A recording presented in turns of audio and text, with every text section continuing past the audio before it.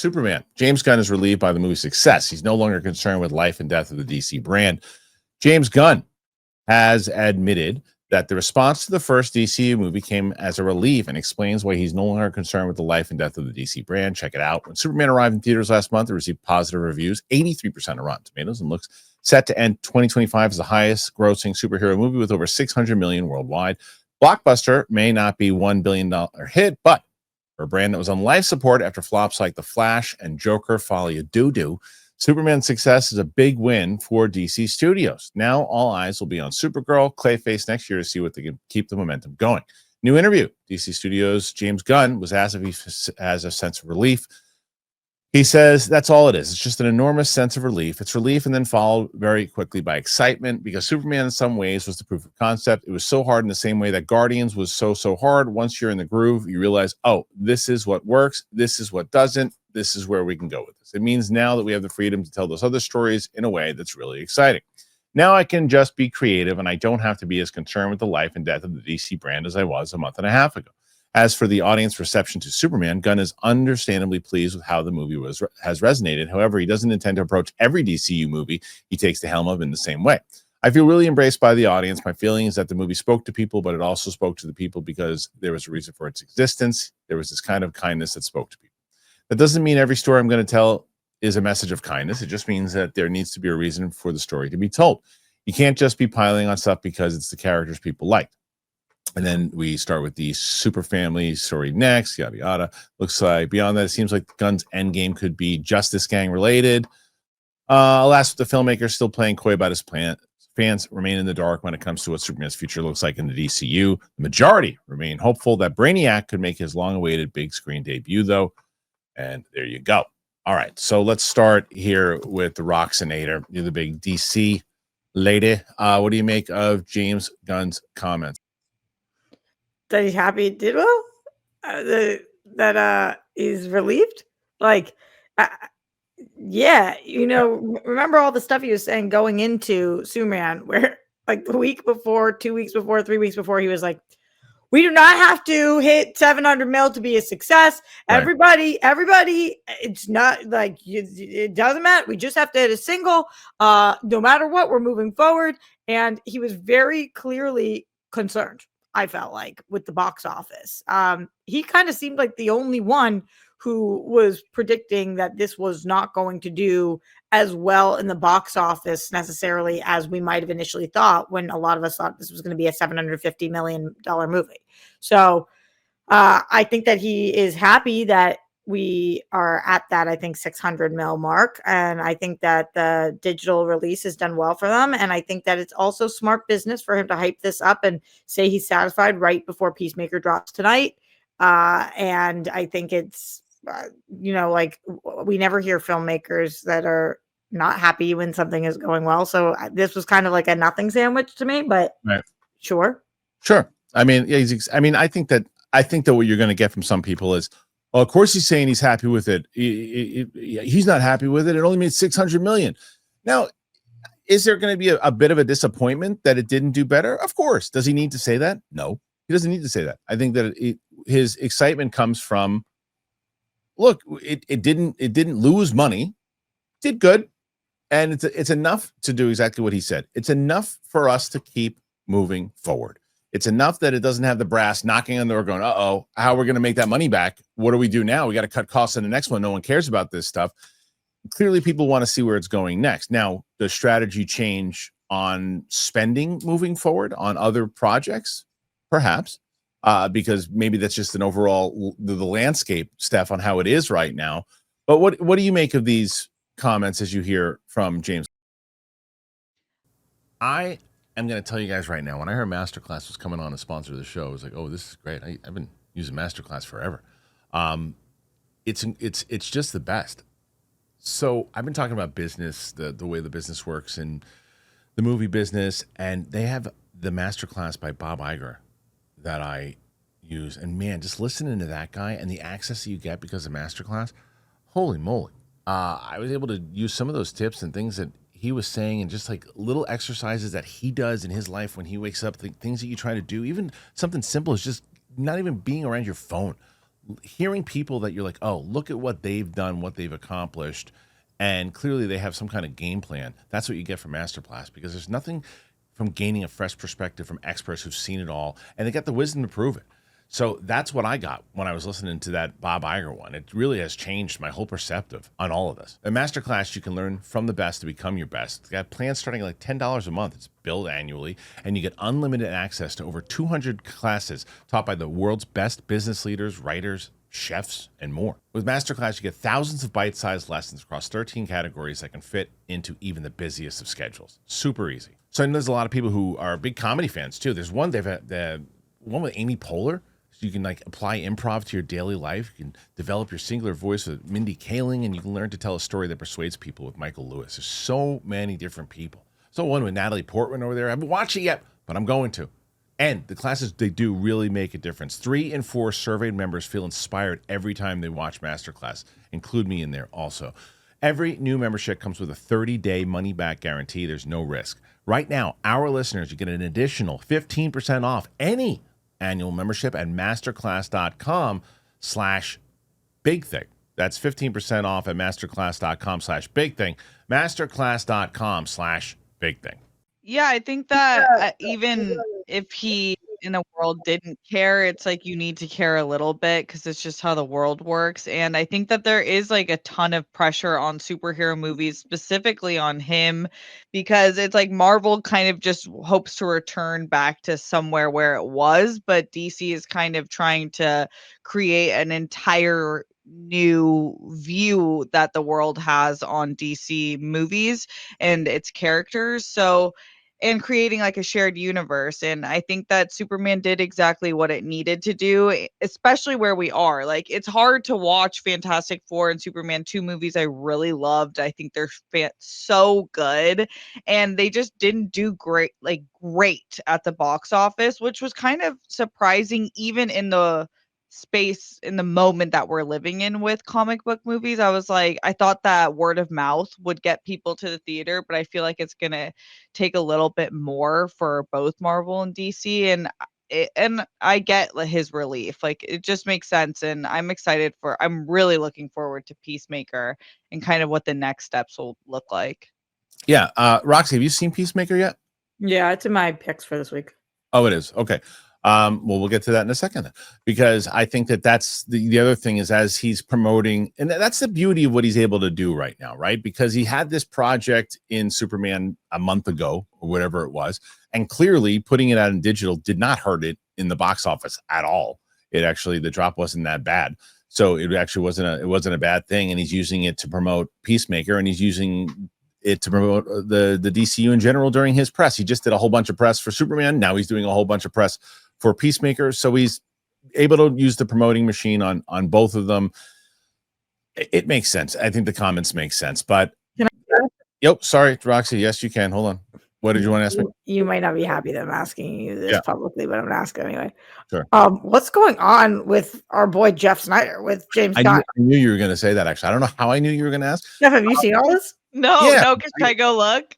Oh no, it'd take you a month. It'll take you. He's been banned from Reddit because of it. He got banned from he got banned. I know he got banned from the subreddit, but then I heard that he was. I don't know. How do you get banned from Reddit? Reddit is like, he got banned from the subreddit. I'm not sure what the murder is legal in Reddit. It's like, I guess, Steph, just to catch you up a little bit in the audience, I actually don't even know how to catch you up on the story other than Jeff has made it his personal life vendetta and mission to share with the world that he hates James Gunn. But you want to know the craziest part, Kristian, is that I called Jeff yesterday. Yeah. And I said, buddy, and for the audience who doesn't know, Jeff is one of my close friends. I love that man. I said, what's going on? And he said, I have nothing against James Gunn. And I was like, you said you wanted to fight him. Oh my God. I'm kind of trying to catch up. You can't. It would take you as long. All I looked up was Snyder, James Gunn, and there's like a whole discourse that is people talking about it. Oh, it's everywhere.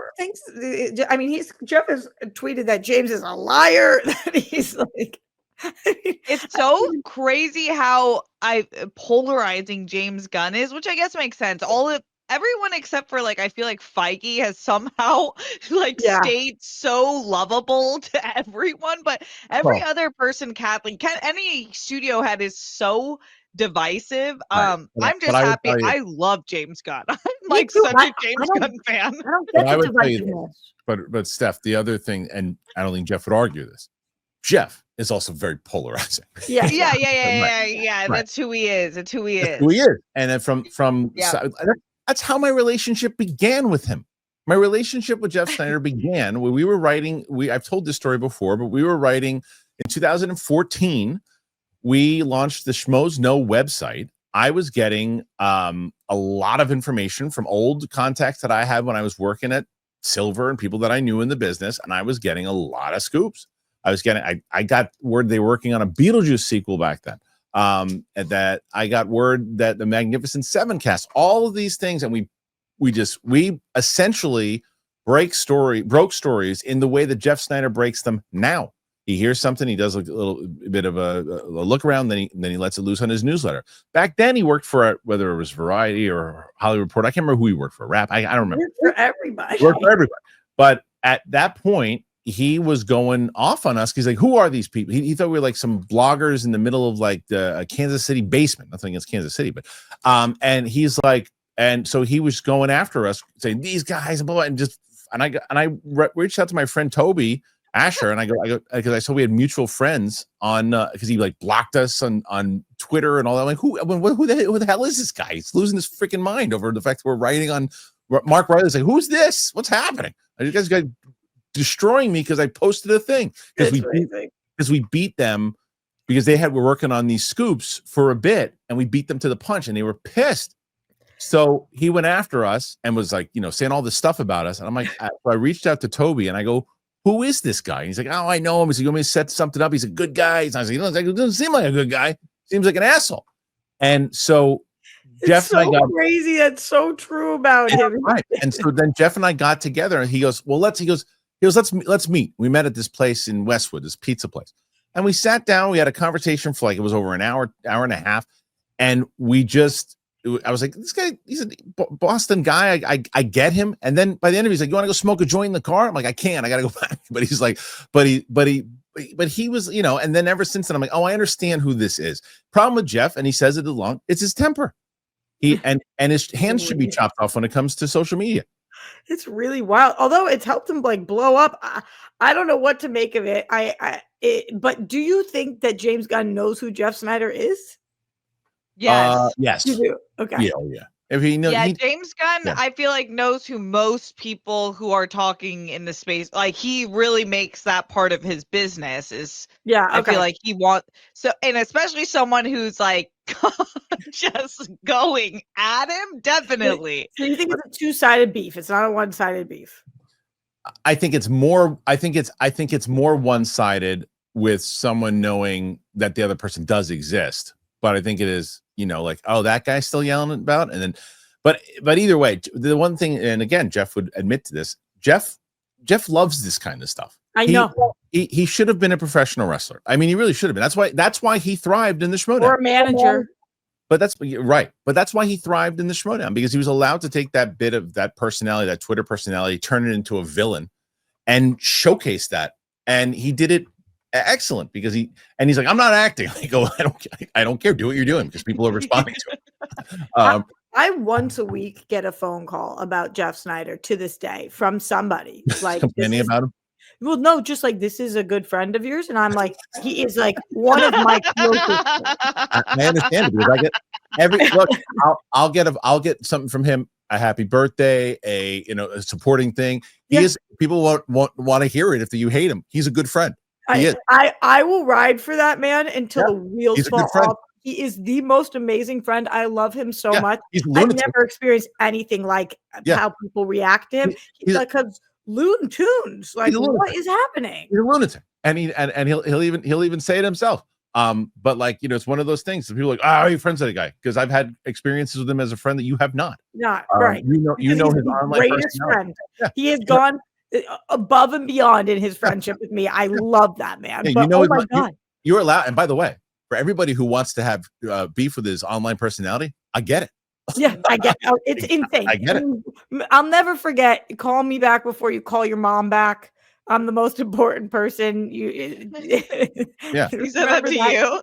No, the tweet series he put out. That Oh. was like one of the first times he went viral, where he was like, The guy's talking about getting blown in the theater by a PR person on Twitter. you see, I responded to that. What are you doing?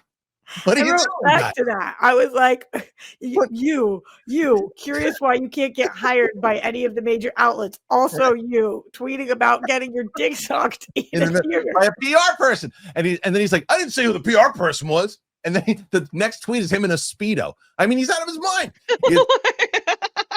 and I love him for it. I love him. That's why, again, he was one of my favorite Showdown players of all time. He really was. And mine too, obviously. Yeah. I mean, as much as like I love Draco also, and I love them both, I think that after all things considered, said and done, I think Jeff was my #1 favorite player of all time in the Showdown.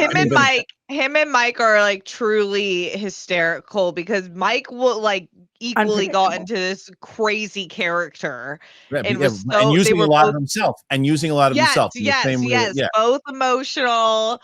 That's what those two were the people that I liked when I was like first introduced. 100%. And Jeff look, JTE and Jeff Snider are still my favorite team of all time. I still have a Patriot shirt that I wear. They were the best. They were and because they were just they got it. So anyway, but again, I understand it. People look and I understand why I just had to ask your opinion on, because it's part of news this week. Of course, Snider's beef with of course it is, and he's going after that. I mean, it's like in the same way that I think James Gunn should stay off of Twitter talking to fans and going after, like, the same thing. I don't think that he should. I think that by him going after the scoopers and saying that's not true, don't stay away from it. If it's not true, it's not true. It doesn't come true, leave it alone. I say that to Jeff, just post your scoops. Don't go after James Gunn. You're not going to win that war. So both of them. It's like, I had a buddy of mine who does UAP stuff, and his channel's really doing well now. And initially he was getting into the Twitter drama and the back and forth because the UAP community is just as bad. The infighting a lot. You know what I do? I post and run. That's what I do in every. Kristian, call it what it is. Post and ghost, man. You guys sound cool. Post and ghost. Yeah, but I also say dupa lipa, so I'm not cool. So when it comes to posting and running, I said this to him. I go, why are you getting yourself involved in this? What are you doing? You get your channel moving by just dropping your stories and get the fuck out of there. And that's what he's doing now. And he wrote to me and he goes, yeah, you know what? I'm listening. I listen to you, and my channel now is doing this because you're not involved in the nonsense. When you constantly tweet and take one side of you, you'll get those people, but you're not gonna. No, you know me. I love the nonsense. I wrote out a novel text to you this week, Kristian, that I deleted and didn't send, but nothing was funnier to me, truly. Like, I got a real kick out of the fact that a couple weeks ago, I got sensitive about something you said, and I was annoyed for 2 minutes. Every comment on that video is about it. The next week, Mike gets annoyed, and every comment was about me. Not everyone, because like if you went to the Clips channel, they went after him more so than you. But on your channel, you saw I got on the main channel, they were going after you. They were saying it was your fault. But on the Clips channel, they said that's funny. You don't find okay. Well, post and go. You're being trained. I feel like we're like waiting for Roxy to become a massive star, and she'll be ready for the hate. Like she'll be right because you've been training for 10 years. 10 years. Easily. That's the best. Hold on. Please stay frozen like that. Stay frozen like that. Oh, I wanted to know what she was going to say. Oh, look at that. That's great. But she is impassioned about it. She's really frozen in time. Look at her. You've been training for 10 years. Oh. She's back. She's back. It's like when I talk, it goes like what's happening? It can't mute me. Hey. I don't know. And you were hyping me up. #1 hype. I know. I know. Beautiful. All right, listen. We have a bunch of questions. So what we should do is get to Roxy's TV.